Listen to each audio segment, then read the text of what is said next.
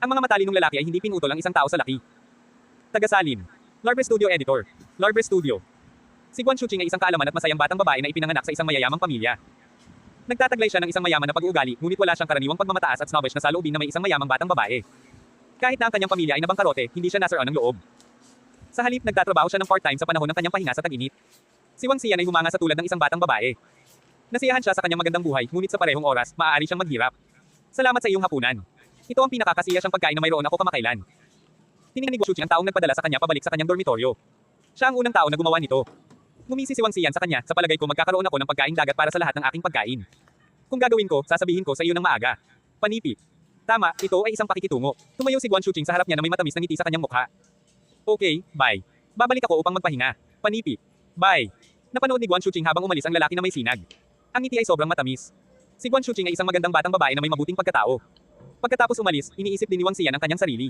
Imposible para sa isang tao na hindi mahulog para sa mga kagandahan. Enuji, S. Mas mahusay kung dagdagan muna ang aking lakas. Dapat kong pindutin ang antas ng 4 bago magbago muli ang paaralan. Sinabi ito ni Wang Xian sa kanyang sarili. Bumalik siya sa kanyang silid at naligo.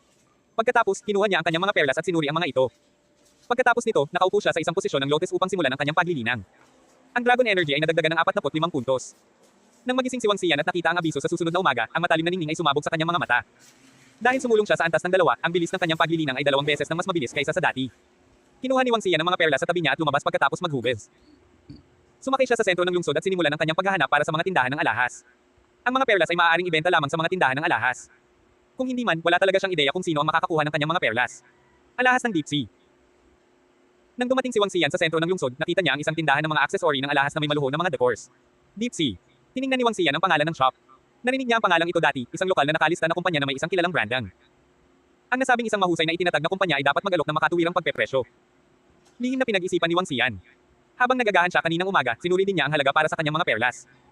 Ang natural at walang kumali-mali na mga perlas ng 20 mm na maaari niyang makuha ang napakalaking presyo. Ang bawat perlas ay maaaring magbenta ng ilang daang libong dolyar o kahit na mas mataas. Maligayang pagdating. Nang makapasok sa tindahan, binati siya ng isang greet na nakasuot ng cheongsam sa pintuan. Pumasok si Wang Xian at nagsimulang mag-browse ng mga piraso ng alahas sa loob ng mga cabinet.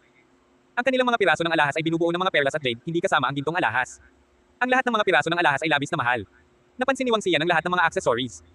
Ang isang pares ng mga hikaw ay nagkakahalaga ng ilang libong habang ang ilan sa mga mahahalagang piraso ng alahas ay naibenta sa ilang daang libong dolyar. Sir, may hinahanap ka ba? Tanong ng isang sales girl na nakatingin sa kanya. Naghahanap ako ng alahas na perlas. Ngumisi siya habang sinabi niya. Nandito sila. Mayroon kaming mga perlas na kwintas, pendants, at mga pulse earrings. Itinuro ng sales girl ang isang lugar at sinabi. Lumipat si Wang Xian at sinuri ito. Ang perlas at jade na kwintas na ito ay mahal. Nakita ni Wang Xian ang isa sa sentro na nagkakahalaga ng $180,000. Ito ang mga likas na perlas mula sa South China Sea na may sukat na 16 na milimetro. Ang mga kulay ay malambing at sila ang nangungunang mga perlas.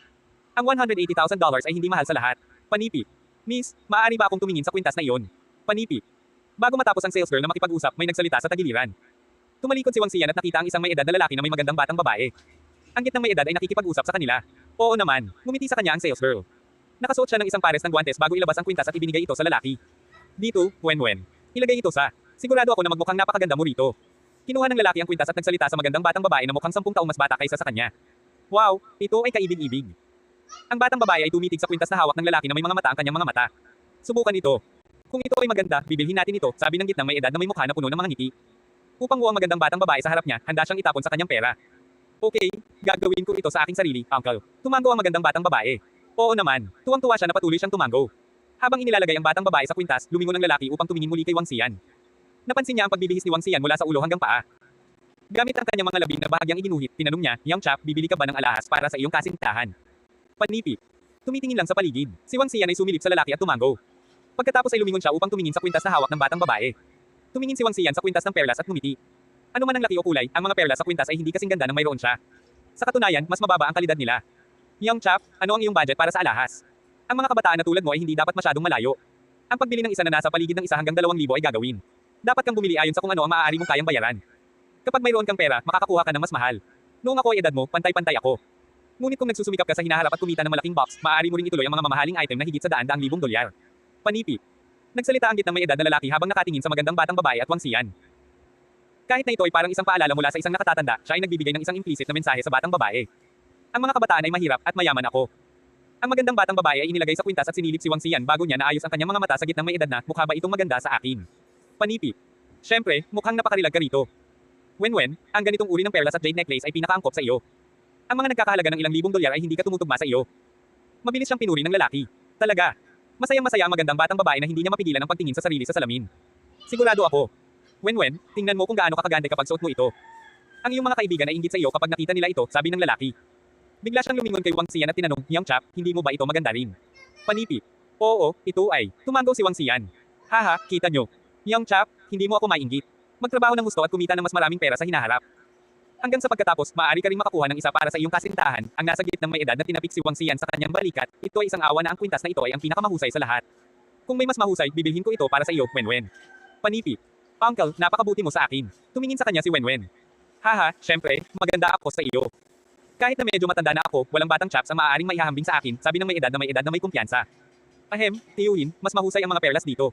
Nagtataka ako kung mayroon kang anumang interes sa kanila, hinabol ni Wang Xian ang kanyang mga labi at sinabi. Tiningnan niya ang taong masigasig na gabay at pagtuturo sa kanya. Sa aktwal na katotohanan, sinusubukan ng tao na ilabas ang kanyang sarili. Ang taong ito ay isang tuso na fox. Naglagay siya ng magagandang salita para sa kanyang sarili sa pamamagitan ng pagtapak sa iba nang hindi masyadong halata. Ang mga matalinong lalaki ay hindi pinutol ang laki ng isang tao. Ang kapwa ito ay hindi lamang lumakad sa iba, ngunit siya rin ay humakbang